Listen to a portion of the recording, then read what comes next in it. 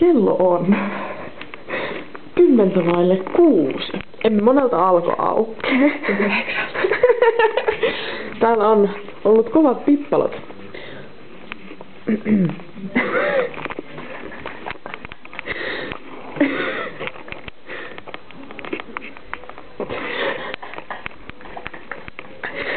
TV:kin jäänyt päälle, me perkele. Yksi on saanut sohvaan.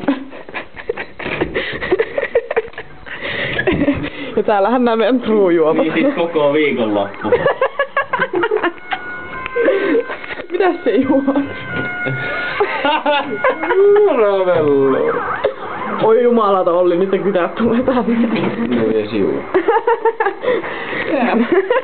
Hei vielä vähän yli 5 minuuttia on kello 6. Sitten me saan kiljut täällä niin paljon kuin ei jumala. Sitten 3 tuntia niin alkoi auki. Niin, mutta he ajatteli 5 minuuttia me saan kiljut täällä ihan vituusti. Niin, 5 minuuttia poltetaan turpakin. puokkiin.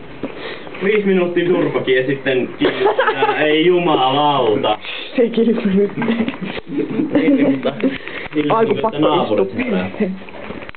Siinä on niin vähän illan saldoa.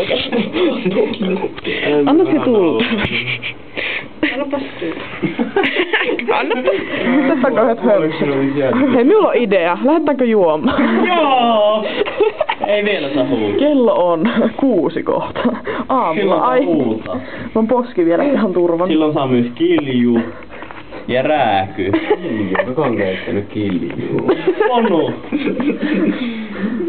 Hei, otetaan ponu. Tällaista tänään mitäs huomenna lähdetäänkö juomaan? Ei kun otetaan huomenna ponu ja kilju. Ja sitä isoa Jarmo. Ei kun Jormaa. Ei mitään Jarmoa oteta. Jarmo. Jarmolla ei oo tarpeeksi iso. No niin, end of this.